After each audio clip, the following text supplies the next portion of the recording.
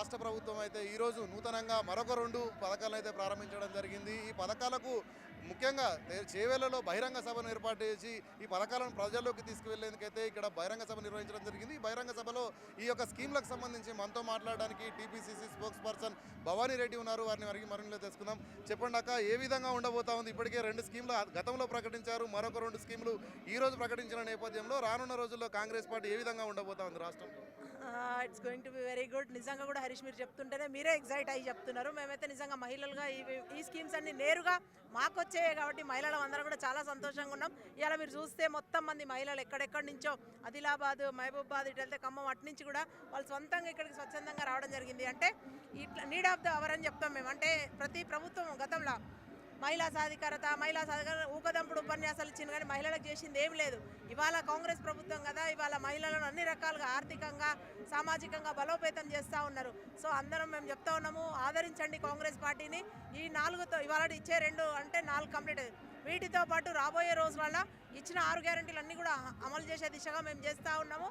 చాలా చక్కటి మేనిఫెస్టో ఉంది. రాబోయే ఎలక్షన్స్ కూడా మాకు ఇదే స్పీడ్తో మమ్మల్ని అందరూ కూడా ఇదే ఉత్తేజంతో మీరందరూ వచ్చి ఆదరించి ఇక్కడ ఎట్లయితే రేవంత్ రెడ్డి గారిని ముఖ్యమంత్రిని చేసిండ్రో దేశంలో కూడా రేపు పార్లమెంట్ ఎలక్షన్లలో మంచి అత్యధిక సీట్లు ఇచ్చి రాహుల్ గాంధీ గారిని కూడా ప్రధానమంత్రి చేయాల్సిందిగా విజ్ఞప్తి చేస్తాం. అయితే ఈ విధంగా మనం చూడవచ్చు, ఇప్పటికే బస్సు స్కీమ్ను ప్రకటించిన క్రమంలో ఇటు మేడారం జాతరకు కూడా మహిళలందరూ ఉచితంగా వెళ్ళడం జరిగింది. ఈ స్కీమ్లు ఏ విధంగా ఉపయోగపడతాయి?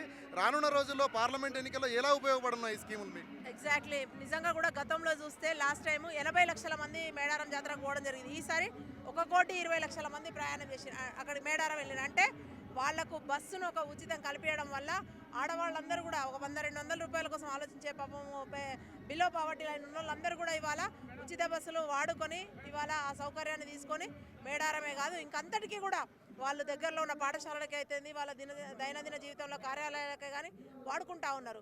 సో అది చాలా చక్కటి స్కీమ్ అని చెప్తాం. అందుకనే అక్కడొకరు ఇష్టం వచ్చినట్టు మాట్లాడుతూ ఉన్నారు. కానీ ఇది నాకు పర్సనల్గా కూడా ఇది ఎన్నో ఏళ్ళ కాలం నేను కూడా సంస్థలో పనిచేసిన ఆర్టీసీలో నేను అనుకుంటుండే నాకు ఒక్కదానికే ఫ్రీ ఏంటి, అందరికీ ఫ్రీ ఉండాలని. అట్లనే జెంటిల్మెన్కి కూడా ఫ్రీ ఇస్తే బాగుంటుంది. అభివృద్ధి చెందిన దేశాలలో నిజంగా బస్సు సౌకర్యం, రవాణా, విద్యుత్, వైద్యంతో పాటు దీంతో మన ఆరోగ్యంతో పాటు విద్యతో పాటు రవాణా కూడా ఫ్రీ ఇస్తారు వాళ్ళు అక్కడ. మన వాళ్ళేమో ఇట్లా కొడుగుడ్డు మీద ఈకలు పీకినట్టు రకరకాలుగా మాట్లాడతారు. It's a very good opportunity for us అని చెప్తాను నేను. అండ్ మనం చూసినట్లయితే ఇప్పటికే రాష్ట్రంలో ప్రకటించినటువంటి ఏదైతే స్కీములు ఉన్నాయో ఖచ్చితంగా ప్రజల మద్దతు చురగొన్నాయి. ప్రజలందరూ కూడా చాలా సంతోషంగా ఉన్నారు.